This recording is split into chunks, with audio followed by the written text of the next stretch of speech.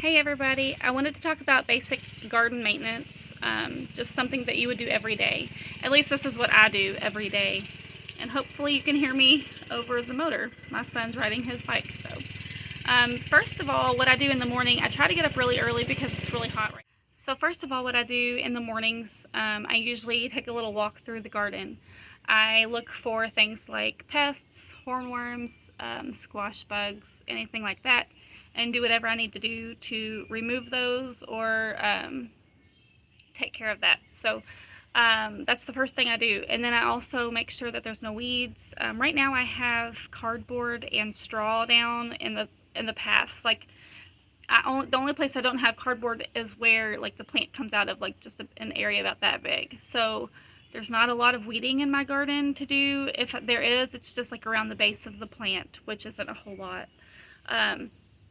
So that's really helped out, and I've noticed this year with using the cardboard and the straw that I haven't had to water hardly at all. So it really holds, even with the heat, it's holding in all that moisture, and it's been a really good thing for me this year. So I haven't had to water a whole lot. Another thing you need to look for... Can I use this? Yeah, you can use it. Another thing you need to look for is airflow in your plants.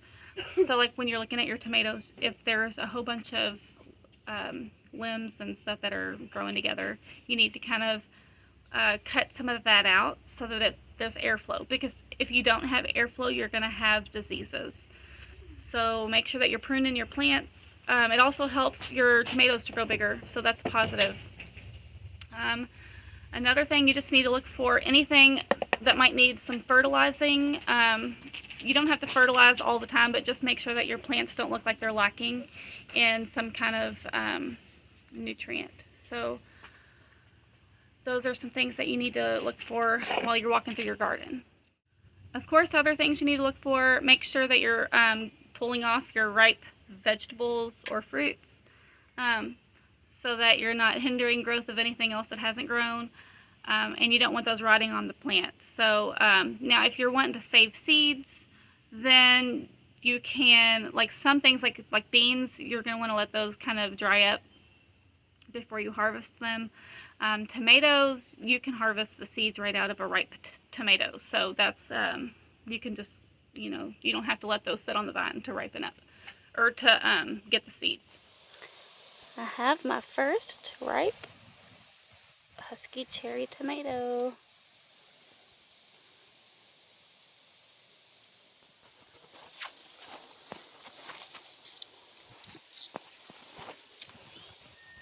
Also, make sure that there's nothing touching the ground. If you have any parts of your tomato plant that are on the ground, you need to make sure that you're tacking those up with string or zip ties or something. Also, the most obvious is to make sure that your garden is well watered. You don't have to water it every day.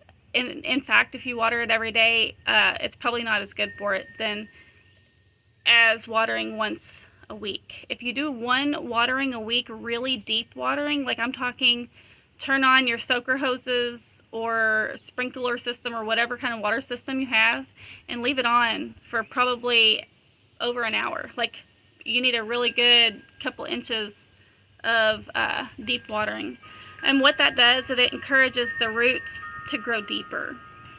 If you water your plants like a shallow watering every day, they're not going to grow a very good root system and they're not going to be as strong. So you want to make sure that you water them maybe once, sometimes twice a week, depending on the heat. But I actually haven't even had to water once a week because of the cardboard and the straw that I laid down. It's holding in all that moisture. So I'm really thankful for that. It's helped me tremendously with having to, I haven't really had to do a whole lot in that area. So I'm thankful for that.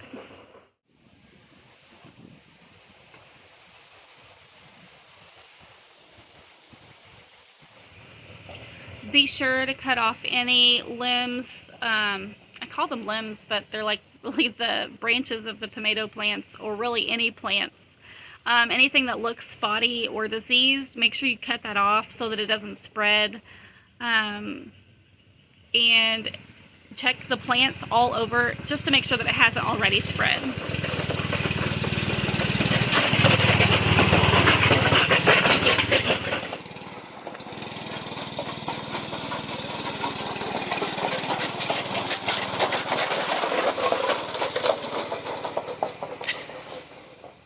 those are the things that I do every day in my garden, and I just wanted to share that with you so that you would have a basic guideline to go by whenever you're looking at your garden. Soon I'm going to post a video of my son and mine's favorite dish from our garden.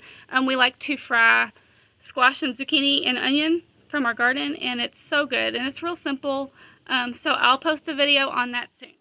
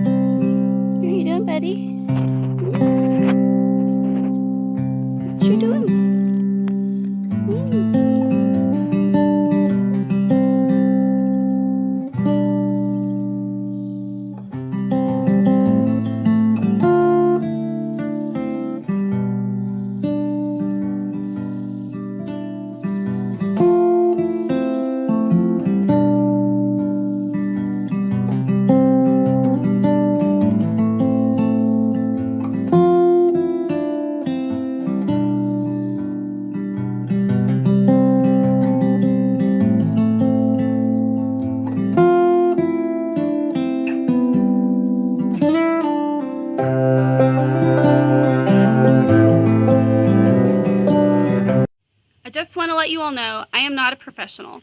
I've only been gardening for about 5 years or so. I have taken a Master Gardener class to help me learn more, but of course, if you've ever taken a Master Gardener class, you realize how much you don't know. So basically just learning. I have been learning for the past 5 years, so I do know basic knowledge, and I've been very successful in my gardens. But as far as knowing a ton, I'm not a professional. So if you have tips or tricks, feel free to post those below because those will help me as well as others. So thanks for following.